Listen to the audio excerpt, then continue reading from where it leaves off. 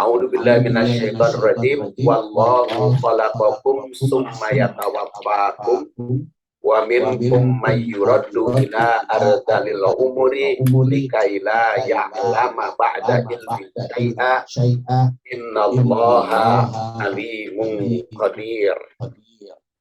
Allah telah menciptakanmu, kemudian mewafatkanmu,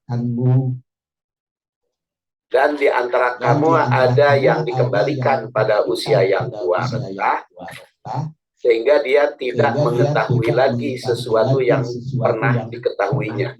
Sesungguhnya Allah Subhanahu wa Ta'ala Maha mengetahui lagi Maha Kuasa. Berdasar ayat ini, saya tidak akan menafsirkannya. Ini hanya takwilnya saja. Wallahu khalaqakum, Allah menciptakan. Pangkal ayat ini mengisyaratkan bahwa setiap manusia harus ingat dirinya merupakan ciptaan Allah yang mesti bersyukur. Minimal syukur adalah merasa bahagia atas apa yang diciptakan Allah Subhanahu wa Ta'ala, memelihara diri agar tetap sehat jasmani maupun rohani. Jangan melanggar aturan Allah Subhanahu wa Ta'ala. Dan itu diperintahkan dalam surat Luqman kepada siapa? Bersyukur. Ya, yang paling pertama, anishkur lillah. Syukur kepada Allah. Yang kedua, wali walidayya. Jadi syukur itu yang paling pertama kepada Allah, kemudian kepada orang tua.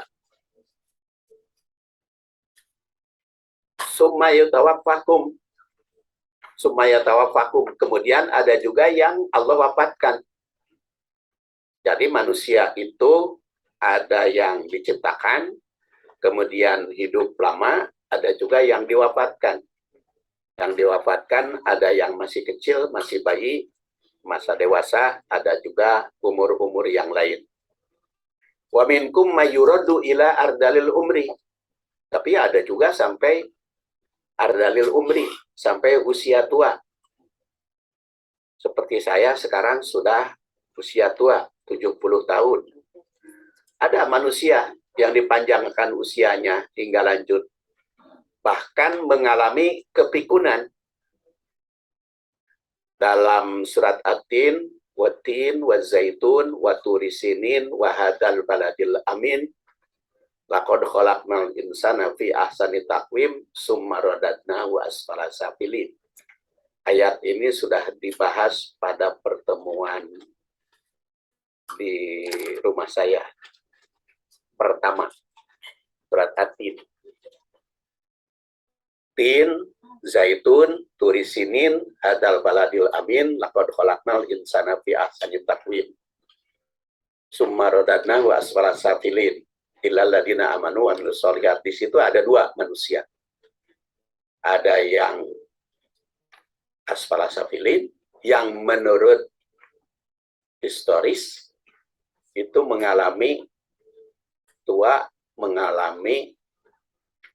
renta sehingga pikun.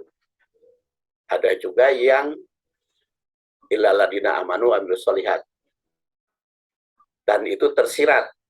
Saya ini kaitan dengan apa yang saya bahas pada waktu yang lalu. Supaya tidak terjerumus kepada asfala safilin, maka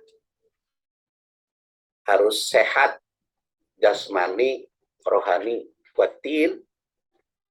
Itu urusan jasmani. Wazaitun itu nutrisi konsumsi.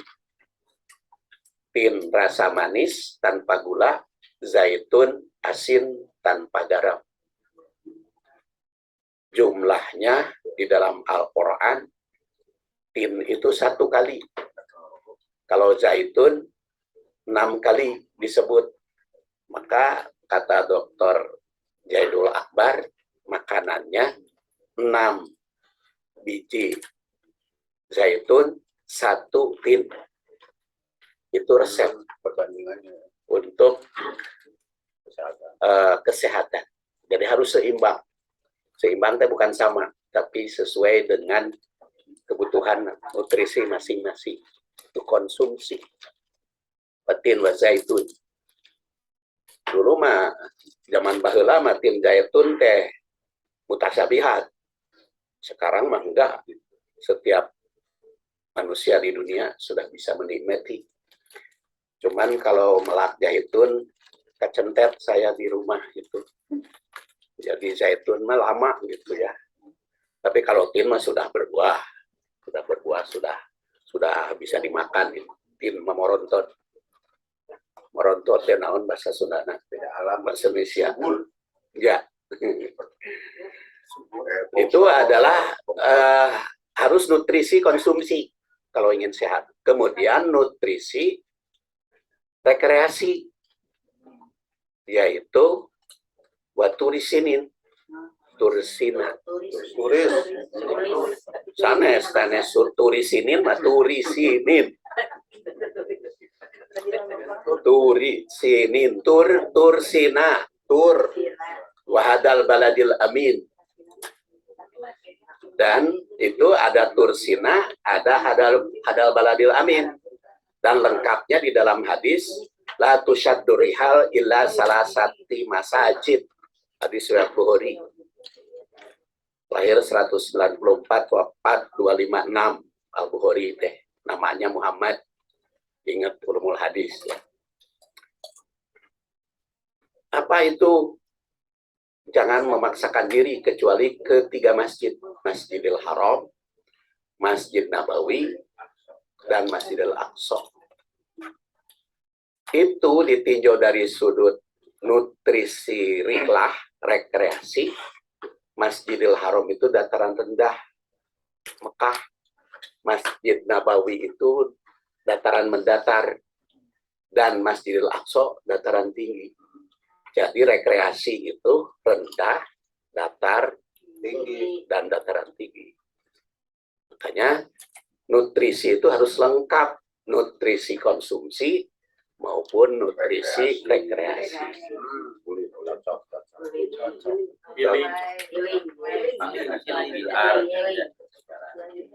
Lanjut dulu ah. Likaila ya'lama min ba'di ilmin syai'a. Kayak orang berbesar lah ya.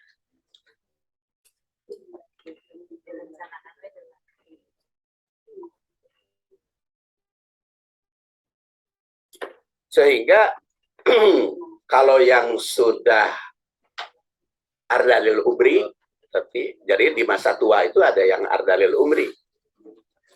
Layak lama ba'da ilmin syai'a. Saking pokoknya, sehingga tidak tahu apa yang telah ia ketahui. Nah itu ardalil umri. Makanya supaya tidak ardalil umri tadi, konsumsi agak bagus, nutrisi konsumsi, nutrisi rekreasi, tapi tidak boleh lupa lagi, illal ladzina amanu wa amilus sholihat. Itu nutrisi keimanan. Iman dan amal soleh. Makanya tadi malam ketika Rasul ditanya hadis riwayat Ahmad. Ahmad itu wafatnya 241 Hijriah. Rasul bersabda, Al-hajjul mabrur laisa jajaun, laisa lahu jajaun ilal jannah. Haji mabrur itu tidak ada pahala kecuali jannah. Para sahabat bertanya, mal hajjul mabrur? Apa itu hajjul mabrur? Rasul menjawab, ifsya'us salam wa it'amut ta'am. Menyebarluaskan perdamaian dan memberi makan. Itu haji mabrur. Jadi, kalau begitu, Rasulullah menunjukkan bukti-bukti haji mabrur yang nampak adalah yang memberikan bantuan. Jadi imannya tadi, umrohnya, hajinya itu iman, kemudian amal solehnya berbuat baik kepada sesama manusia.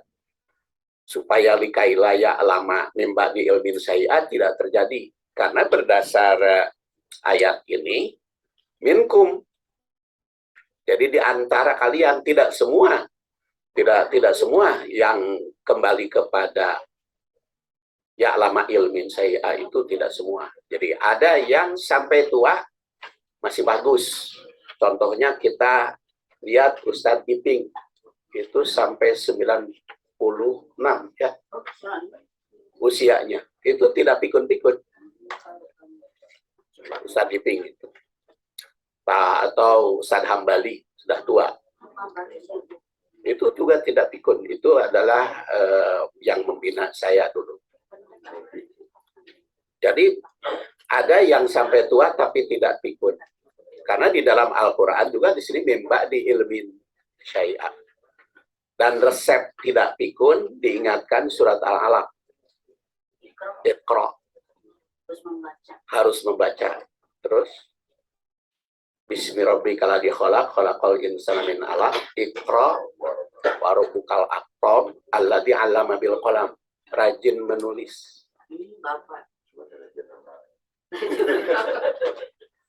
Alamal insana malam ya'lam rajin ngajar. Jadi dimanapun posisi harus ngajar supaya tidak pikun. Dan yang dibacanya ayatnya ayat qauliyah Bismillahirrahmanirrahim khalaq. Ayat insaniyah khalaqal insana min 'alaq. Dan ayat kauniyah alam semesta. Jadi itu 3 ayat tidak boleh lepas. Masih resepnya masih banyak gitu untuk tidak pikun, untuk masa tua lebih indah. Jadi baru-baru ayat. Dan innallaha ala alimun qadir. Allah itu Maha Kuasa. Dan wallahu faddala ba'dakum ala ba'din rizki. Dan Allah itu mengunggulkan sebagian kalian di atas yang lain di dalam rizki. Faman ladina fuddilu biraddi rizkihim ala ma malakat aimanuhum fahum bihi sawa'un afa bi ni'matillahi yajhadun. Allah melebihkan sebagian kamu atas sebagian yang lain dalam hal rezeki.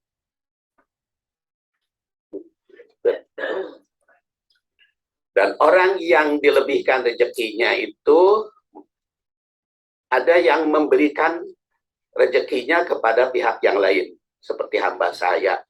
Tapi ada pula yang tidak memberikannya. Seharusnya semua orang itu merasakan apa yang didapatkan rezeki tersebut. Di sini masih berbicara macam-macam manusia. Wallahu faddala ba'dahum ala ba'din. Tadi ada yang unggul, ada yang tidak. Ada yang putila biroddi alama malakat, ada yang bagi-bagi. Sehingga pahum sawaun bisa menikmati apa binikmatillah yajhadun. Apakah mereka yang mengingkari atas nikmat?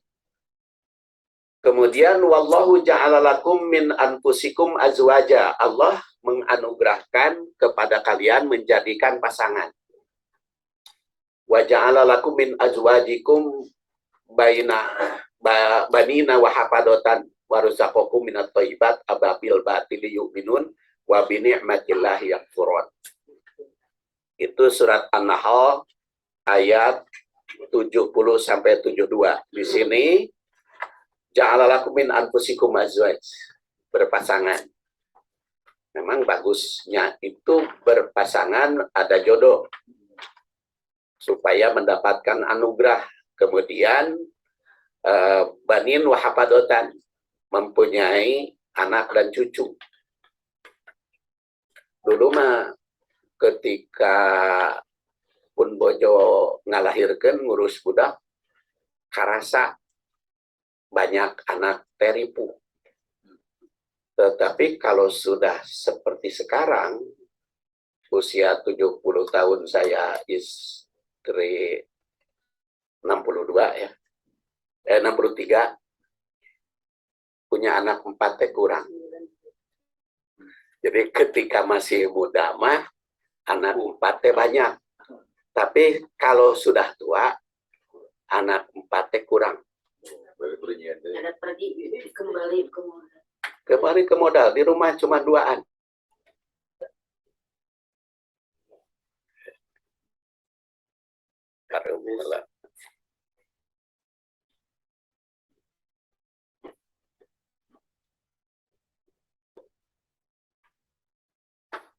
Sebab itu akibat harus nambah anak. Dari yang mana? Jadi komputernya ngambek. Loncat ya nanam ya. Iya. Sampai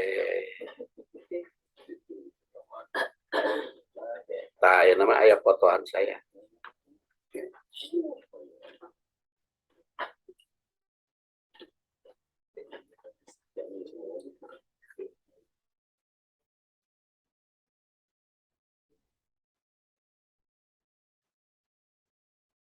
Loncat. Sekarang kita lihat biar ke inti surat Ad-Duha sekarang. Wad-duha wal laili idza saja ma wadda'aka rabbuka wa ma qala walal akhiratu khairul laka minal ula wala sawfa yu'tika rabbuka fatarda alam yajidka yatiman fa'awa wa wajadaka dhallan fahada wa wajadaka 'ailan fa'agna fa ammal yatima fala taqhar wa ammas sa'ila fala tanhar wa amma bi ni'mati rabbika fahaddits. Ta'wilnya saja. Wadduha wal laili idza saja. Allah bersumpah dengan duha dan lail. Jadi kalau tadi disambung dengan atin, ada nutrisi konsumsi, tin zaitun, ada nutrisi rekreasi, turis hadal baladil amin, turisinin dan hadal baladil amin. Sekarang nutrisi situasi. Wadduha wal lail, pagi dan malam. Wadduha itu adalah waktunya bekerja. Wal lail waktu istirahat. Tapi jangan lupa di dalam waktu bekerja ada ibadah. Kata Pak Profesor Dr. Munawar, saya pakai lengkap namanya, soalnya direkam. Terus pakai Profesor Dr. Munawar. Tadi, Allah itu hadir di dalam segala hal. Itu salah satu resep. Dan di sini, maka wadduha wal lail. Dalam waktu bekerja ada ibadah. Itu adalah sholat duha atau isyrok atau awabin. Di masyarakat kan beda-beda. Yes. Sholat isyrok macena awal, duha ma tengah-tengah, awabin padahal itu kene. Isyrok, duha, dan awabin. Itu di dalam waktu bekerja ada sholat, ada ibadah. Dan waktu istirahat pun ada ibadah. Itu masih resep mewujudkan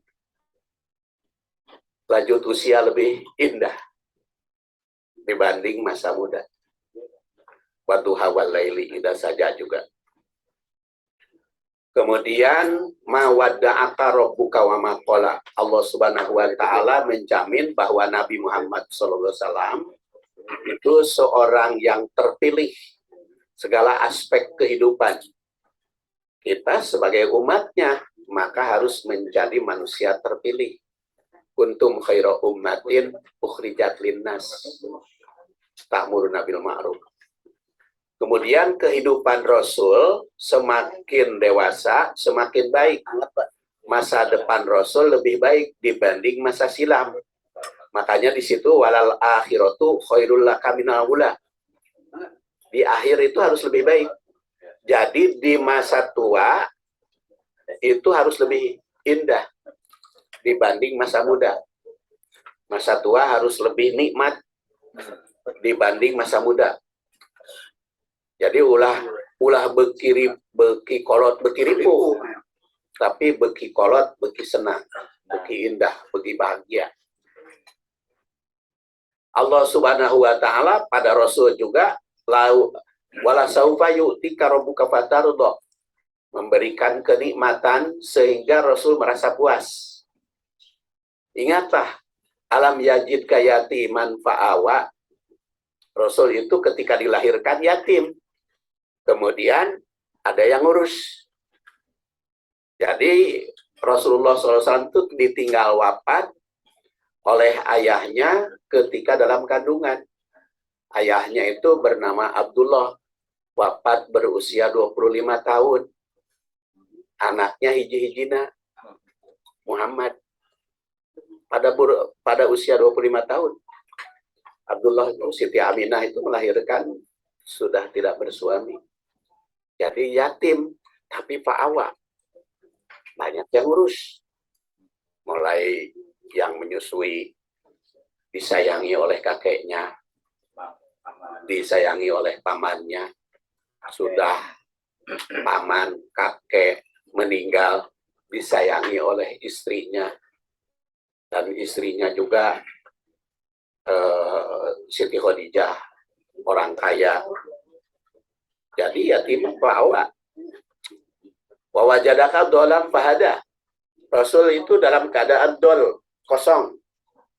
Tidak punya pengetahuan. Tapi fahada, Allah memberi petunjuk. Jadi semakin dewasa semakin bagus. Rasul itu semakin baik. Wa wajadaka ilam fa'adna. Rasul ketika dilahirkan bukan orang kaya. Ayah Rasul itu tidak begitu kaya. Ya, miskin. Muda sih. Karena masih muda, baru 25 tahun. Sudah wafat. Ibunya harus ngurus sebagai ibu, sebagai bapak kan. Jadi itu dalam keadaan miskin Rasul itu. Tapi Pak Agna jadi orang kaya. Tapi semua proses Rasul jadi yatim, menjadi ada yang pengurus, ada yang ngurus, dolan, kemudian mendapat petunjuk itu melalui usaha, melalui proses. Kemudian wawajadaka ilam fa'agna. Rasul juga miskin, kemudian jadi kaya. Tapi itu melalui proses. Mulai dari ngangon kambing. Kemudian jadi pengusaha. Yaitu marketingnya Siti Khadijah. Didampingi oleh Maisaroh. Sehingga jadi kaya. Karena nikah dengan Siti Khadijah. Proses pernikahan Rasul itu ada 7 macam. Saya bahas dengan Bu Rulin dan Teh Sarah itu di TV Harmoni. Tapi ada di YouTube-nya. 7 proses Rasulullah mendapatkan jodoh.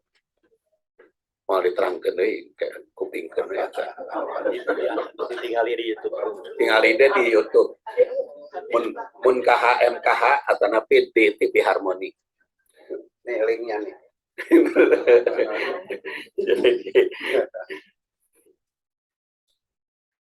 Kemudian masih banyak lagi ya. Jadi Rasulullah SAW itu semakin baik, semakin dewasa, semakin baik ya. Jadi makanya fa'ammal yatima fala takhar. Jangan sekali-kali berbuat sewenang-wenang kepada anak yatim. Wa ammasaila fala tanhar. Pada yang minta jangan menghardik. Wa amma bi ni'mati rabbika fahadis. Dan banyak bersyukur. Itu resep berikutnya. Belum saya jumlahkan dari surat An-Nahl, surat At-Tin, kemudian surat Ad-Duha, kemudian surat-surat yang lain. Bagaimana kita mewujudkan agar di masa tua lebih indah, lebih bagus dibanding masa muda. Wa amma bi ni'mati rabbika fahadis. Dan banyak tasyakur. tasakur tadi, malam yashkurinnas, lam yashkurillah. Itu hadis riwayat Muslim yang lahir 206, wafat 261. Riwayat Muslim. Barang siapa yang tidak bersyukur kepada manusia, maka itu belum masuk syukur kepada Allah. Makanya perintah syukurnya pertama aniskurli, bersyukurlah kepadaku, wali-wali daik dan kepada orang tuamu. Itu surat Ad-Duha. Kemudian kita beralih ke surat Al-Ahqaf. Ini baru makalah pertama ya. Nanti bersambung saja duka tinggi rahadi. Insyaallah secepatnya. Wa wasainal insana biwalidayhi ihsana hamalatu ummuhu kurhan wa wada'atu kurha wa hamluhu wa fisaluhu salasuna syahra hatta idza balagha asyuddah wa balagha arba'ina sana qala rabbi auzi'ni an ashkura ni'mataka allati an'amta alayya wa ala walidayya wa an a'mala shalihan tardah wa aslih bi fi dzurriyyati inni tubtu ilaika wa inni minal muslimin. Kalau tadi banyak ayat yang saya bahas secara ringkas, resep untuk mewujudkan di usia lanjut lebih indah dibanding masa muda. Sekarang bukti-bukti keindahan di masa tua. Pertama, wa wasainal insana biwalidayhi ihsana. Ayat ini bisa dikaji dari sudut tanggung jawab anak terhadap orang tua, tanggung jawab orang tua terhadap anak, tapi yang saya kaji hari ini, pagi ini, adalah bukti keindahan di masa tua dibanding masa muda. Pertama, di masa tua itu diperlakukan ihsan oleh anak. Anak itu ihsan, berbuat baik kepada orang tua. Makanya orang tua begitu lanjut usia enak. Karena dilayani oleh anak dengan ihsan. Kemudian wahamluhu, ihsan cukup luas. Wahamluhu, hamluhu hamalathu ummuhu kurhan wa wada'athu kurha. Ibu itu dulunya merasa lelah. Saya lihat istri saya ketika hamil lelah kan. Yang kerek susah, nang kuban komo, nang karak teu enak. Lelah itu. Ya. Jadi semakin lelah, itu semuanya disadari oleh anaknya sekarang. Karena anaknya sudah dewasa. Jadi sadar ibunya seperti itu, maka akan berlaku anaknya terhadap orang tua, balas jasa. Kemudian hamluhu wa fisaluhu salasuna syahron, mengandung dan menyapi 30 bulan. Ini bisa dikaji dari berbagai hal. Pertama, jarak antara anak pertama dengan anak kedua paling dekat 30 bulan. Jaraknya. Jadi kalau punya anak, paling dekat jaraknya 30 bulan. Jadi kalau nikah 25 tahun, sedangkan masa kehamilan yang sehat sampai 35, berarti 10 tahun. 10 tahun kali 30. Nah, jadi 10 tahun itu kan 120 bulan. Dibagi 30. Opat. Mas Nawas. Anak ya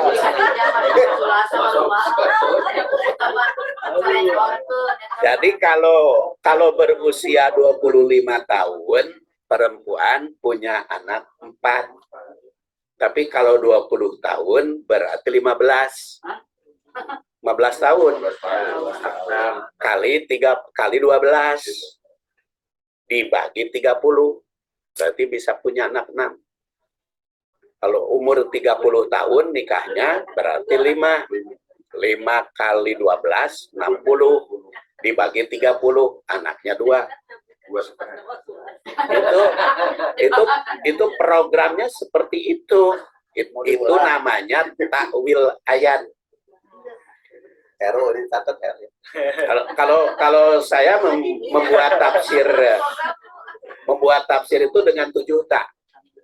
Membuat tafsir itu 7 tak. Tak pertama itu tartibut tilawah. Tak kedua tarjamah. Tak ketiga tarikh. Tak keempat tanasub. Tak kelima tahlil sarah. Tak keenam takwil. Tak ketujuh tatbik. Ini takwilnya saja. Jadi 7 tak. Jadi sekarang itu di Fakultas Tarbiyah Unisba, tafsir maupun hadis rata-rata pakai buku saya kan. Buku begitu lanjut usia banyak kesempatan untuk menulis. Karena tidak japung lagi, tidak tidak kenaikan bebas administrasi. Ya, tidak ngurus administrasi lagi. Jadi punya kesempatan menulis. Jadi saya sekarang sedang menggarap tafsir itu diselesaikan. Kan tafsir di Tarbiyah itu ada 3. Tafsir 1, 2, 3. Mau saya selesaikan, sekarang diedit. Hadis juga, hadis 1, 2, 3. Sekarang kan dokter yang mengajarnya. Jadi penyusunnya bukan dokter, makanya Penyusunnya kiai. Jadi seperti tafsir Tarbawi ya. Tafsir Tarbawi di atasnya A.U. Saifuddin ASM, di bawahnya Dr. Ikin Asikin. Jadi U Saifuddinnya tidak pakai titel. Jadi mau pakai dokter nama Ikin Jadi saya mah tidak populer titelnya juga di masyarakat tenyawan.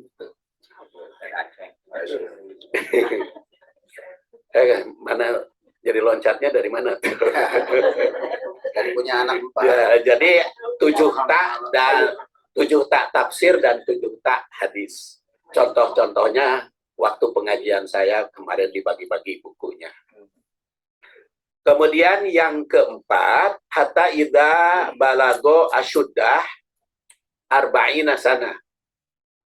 Jadi membina anak dulunya sejak sebelum melahirkan, jerih payah tadi.